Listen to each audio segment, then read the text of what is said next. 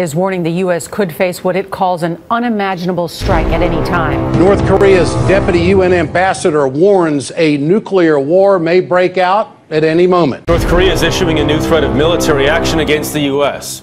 A state news agency says Americans should expect to face an unimaginable strike at an unexpected time. The warning comes just 2 days after a North Korean official said a nuclear war may break out at any moment. In this latest threat, North Korea also calls the U.S. and South Korea warmongers who may start a nuclear war. Now, this latest threat comes at a time which appears to be a lull in North Korea's missile tests. The country has not launched one in more than a month. But North Korea does appear to be clearly upset about joint military exercises that the U.S. and South Korean navies are currently conducting in waters off the Korean peninsula. This includes the USS Ronald Reagan aircraft carrier as well as Navy destroyers. Now, the U.S. military says these war games are designed to increase the readiness of U.S. and South Korean forces, but North Korea sees them as a rehearsal for an invasion. The North says these military exercises are driving the tension into the worst line of explosion and prove the U.S. and South Korea are attempting to ignite a war on the Korean peninsula. Now, the military exercises do end on Friday, but next week the U.S. military is planning to hold a rehearsal for how they would evacuate U.S. citizens from South Korea if a war did break out. It looks as though North Korea is developing a new 2,000-ton submarine capable of launching a long-range ballistic missile. According to U.S. military intelligence sources, the submarine will be the largest the regime has ever built. Kim Hyun-bin reports. U.S. military intelligence has detected the construction of a new diesel submarine in North Korea's Sinpo shipyard on its east coast. According to Diplomat magazine on Wednesday, U.S. intelligence estimates the sub to be a 2,000-ton vessel capable of launching a submarine-launched ballistic missile, or SRBM. The vessel is the largest the regime has constructed since building its Najin-class frigates. The U.S. intelligence community believes the new sub will succeed the Kordae-class ballistic missile submarine, the only sub that can launch a Pukguksong-1 SRBM.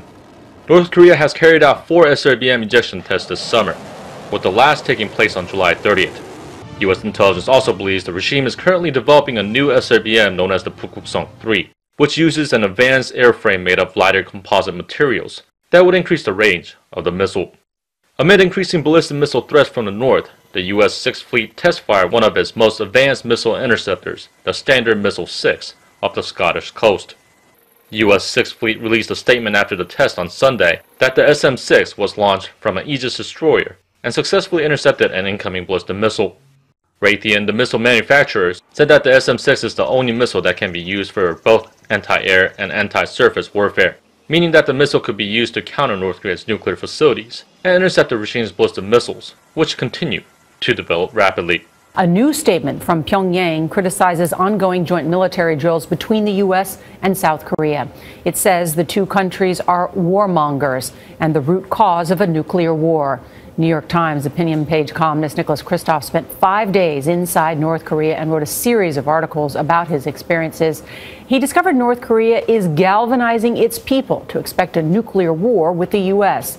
Nicholas joins us here at the table. Good morning. Good morning. This is your third trip to North Korea, right? That's correct. And so how was this different from what you've seen in the past? So it was very different. I mean, North Korea is always a bizarre place, and there's always a certain amount of over-the-top rhetoric. But this time, the country has really galvanized for war. There's constant talk about missile attacks on the U.S. There are billboards around the country showing missiles destroying the U.S. Capitol, destroying the U.S. flag. There's discussion about how nuclear war with the U.S. is inevitable, and maybe most striking, about how North Korea will defeat the U.S. in this nuclear war. It's not only survivable, but actually winnable. They're convinced they would win if a war took place. Astonishingly, they are convinced that they would win, and that the U.S. would then retreat ignominiously from the Korean Peninsula, from Japan, from Asia, and Kim Jong-un would unite the Korean Peninsula. Why are they so confident, Nick? Well, I mean, of course, it's always very difficult to distinguish what they say versus what they think.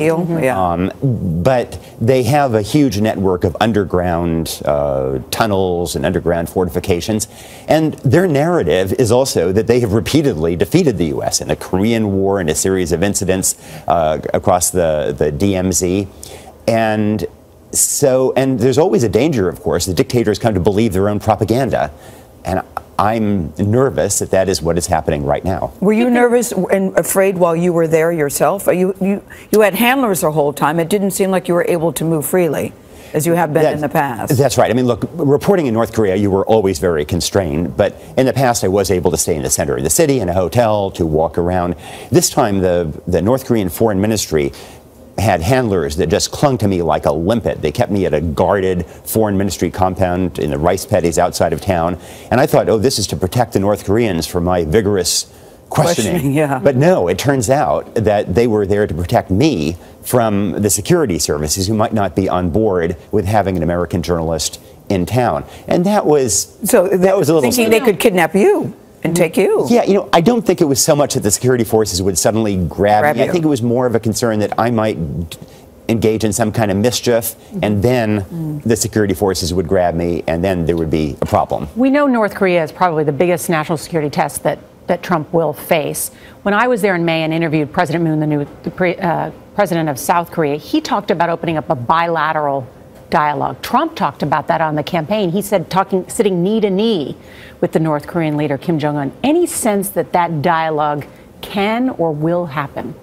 One of the sad things is that the doves, if you will, the people trying to find an exit ramp in North Korea, just like those in Washington, seem to be marginalized. And so the hardliners seem to be ascendant, both in the North Korean capital, Pyongyang, and in Washington. So I was struck that the North Koreans were not very interested in talks. So that's interesting because, President Obama's policy was one of strategic patience, right? There wasn't this bellicose rhetoric. Some people criticize that as then letting the North Koreans build up this weaponry.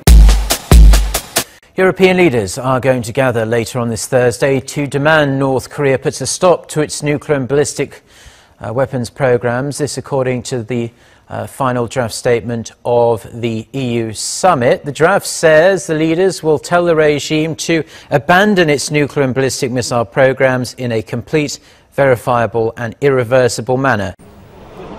There is rarely a better time to sell weapons in South Korea. At a time of regional instability, almost every military need was catered for at this year's International Aerospace and Defence Exhibition, providing an opportunity for local developers to show their wares. We cannot say that Hanwha's weapon system are the world's best. However, performance compared to the price is outstanding. In particular, we can provide solutions customized to each country's needs. Many of the state-of-the-art weapons used by South Korea are purchased from the United States. But the government wants to change that. South Korea aspires to become a military giant, strengthening the industry by improving its competitive edge. Exports of the locally manufactured T-50 trainer jet in the past 10 years have brought in $2.3 billion. But the company which manufactured the T-50 has been mired in a corruption and embezzlement scandal involving major defence projects. There have been corruption allegations involving arms procurement process or manufacturers. However, we've set up institutional mechanisms to root out corruption and boost integrity. In the long term, we'll be able to develop weapons while integrity is secured. We'll be able to win the trust from South Korean people and also the international community. The escalating tension with North Korea has placed a stronger focus on this year's exhibition. 33 countries are showing off their military hardware here. President Moon Jae-in has used the event to contend that the country needs to advance its defence systems to counterbalance North Korea's nuclear threat. Urgently need to secure enhanced capabilities for our own aerospace and defence industries. We must deploy advanced weapon systems with superior capabilities that can protect the people from North Korea's security threat. Korea will direct all efforts, he says, into a three-pillar defence system, comprising the toughly named Kill Chain, a strike system designed to preemptively target North Korean missile sites, the Korean Air and Missile Defence System, and the Korea Massive Punishment and Retaliation Systems, designed to target the North's leadership if South Korea comes under attack. South Korea's representative for the now stalled six-party denuclearization talks met with its Japanese counterpart for deeper discussions.